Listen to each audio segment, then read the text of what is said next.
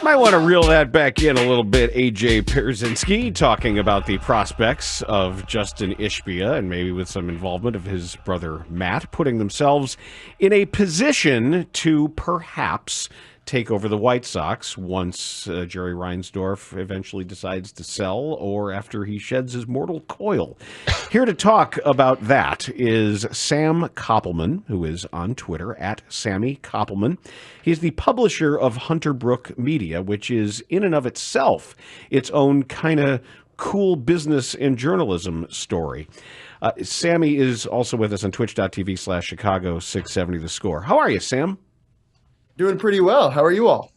Good. Tell me if I have this right, first of all, that Hunterbrook Media, as a part of the larger Hunterbrook business, is the journalistic arm of a hedge fund that allows you, through data journalism of publicly available information, to find market inequities, to actually be in fact, the research arm that informs either short or long investments in companies. Is that about right?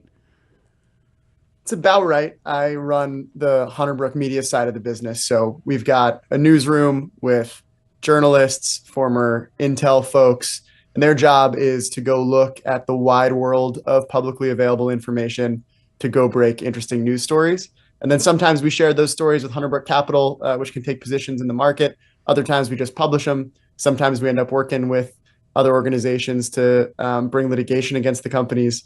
But I think you have me on because the story that we launched with last year was about Matt Ishbia.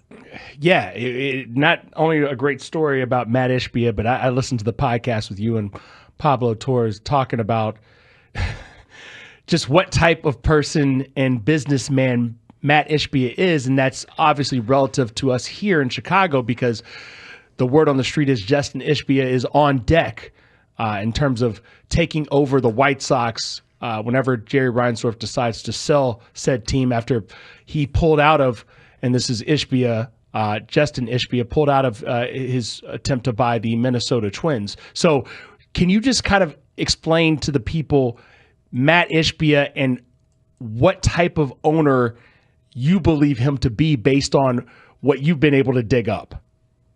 Sure. So I will say at the outset that my investigation focused on Matt Ishbia, not Justin Ishbia, right, though they're brothers and they work together. And I think it makes sense that a lot of people in Chicago are excited that you might have someone with these kind of deep pockets taking over a team.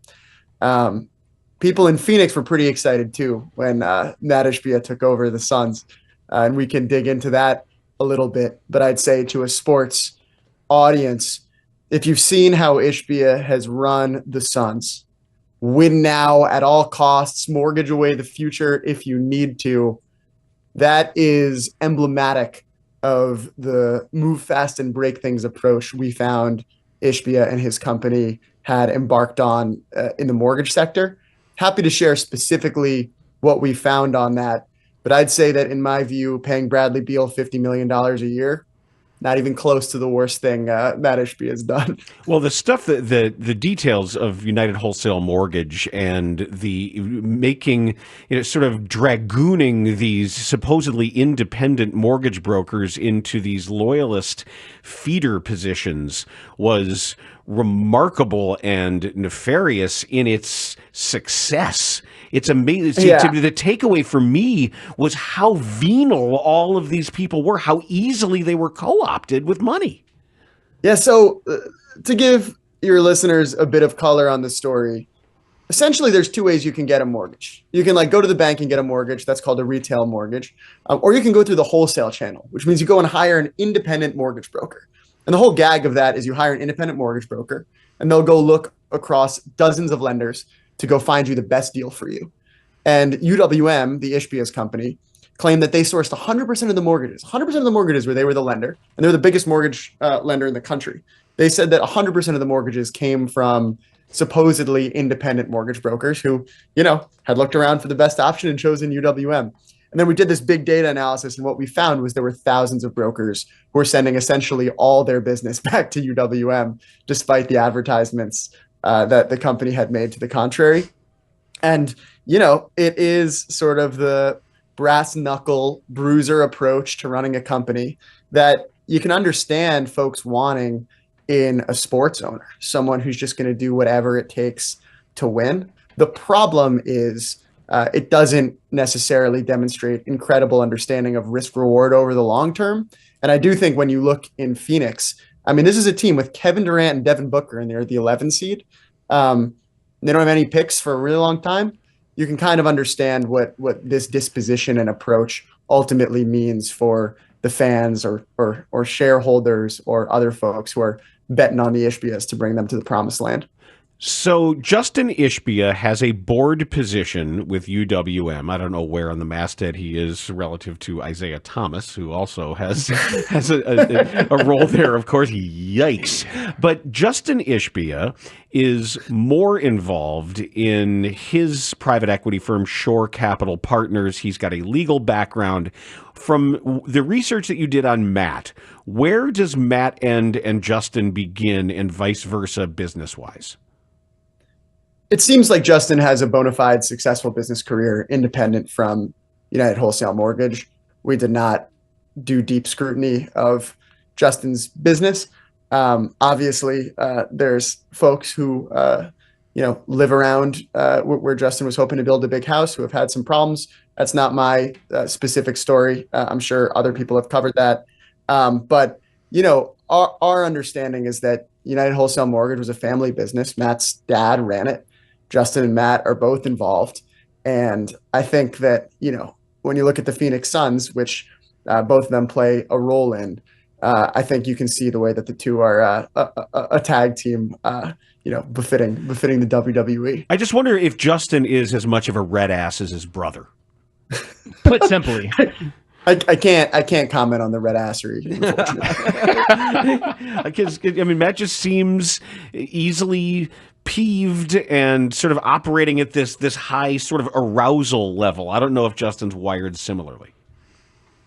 In interviews, Justin has seemed to be have a bit more equanimity, I would say. Okay. But I don't know what he's like behind closed doors. We had that voicemail that we found that Matt Ishbia had left one of his sort of close friends in the mortgage industry. One of his loyalists. One of his loyalists, as it were, about Dan Gilbert, where he was like, "We took him down." I'm not going to use the words. They're not. No, you're not on these airwaves. Not using them. But I don't know if Justin has the same, let's call it verve, in his approach to these things. But look, I understand the hope, and I have no doubt that these folks are going to spend a lot of money as long as they've got a lot of money to spend. Although, of course, NBA ratings are down.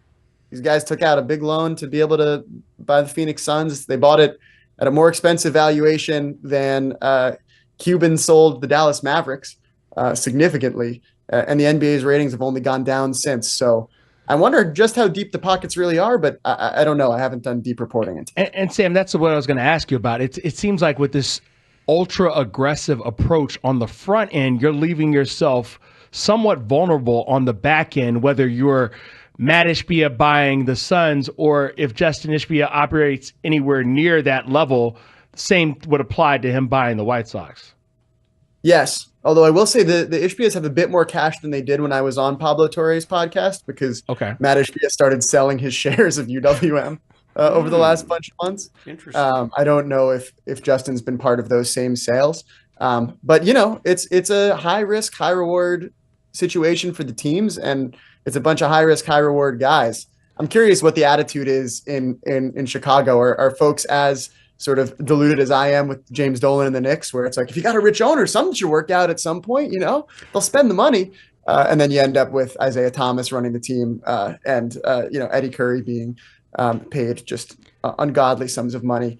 And then you ask where all the money went and where your childhood hopes and dreams disappeared to. That was dark quick. Yeah, yes, they are very much. Listen, it's not like the Knicks disenchanting me has stayed with me for years and years and years. No, it's a core aspect of my psyche. It's not like you don't hear any of that. But Sam, at least they're beating elite teams now. That's what I hear. They're beating a lot of elite teams, right? The Knicks this year, they have a very good record against the elite teams.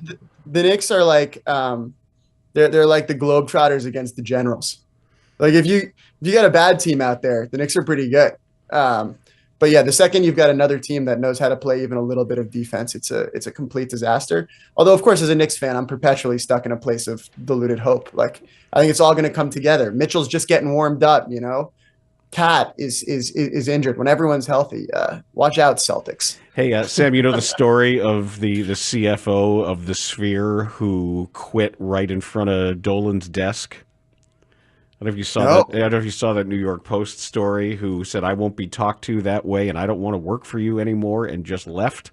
That was one of my best high school friends. So no way. Yeah. So I got to read that story. It's crazy, and everything that is in that story is only describing everything very, very gently as to what actually happened. But there's fascinating stuff in there. That's quite a situation. So let me be a devil's advocate here. Sure. I would say that if you took the power of Hunterbrook Media and all those brains and all those minds, and you turned your guns on any owner of any major sports team, there would be at least something unsavory. That the fact that anybody who's rich enough to own a sports team is probably enough of a carpetbagger or robber baron or involved in something at the very least kind of gross.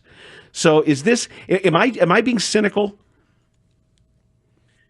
I mean, look, my experience with sports owners is personal with James Dolan, and professionally, I've scrutinized Ishbia closely. And obviously, in both cases, what turned up was a story much messier than the one that you'd read on their Wikipedia page or official bio. And obviously, there's no shortage of executives across the NBA, the NFL, with deeply checkered histories and flawed business practices. What I'll say is particularly notable about the Ishbias is the idea. I think an idea you'd imagine would come from someone in the mortgage sector, that you could just bet huge right now, gamble, hoping that eventually you'll be able to pay that down. And, you know, you'd think that as mortgage lenders, they'd understand how that story sometimes ends. But in this case, it's almost seems like a preternatural desire to win as much as possible, as soon as possible, without much regard for what that means in the long run. And I do think that you can do a close reading of the Phoenix Suns and see that the way that Ishbia has led that team is not the way that every owner leads every team, including every super wealthy owner.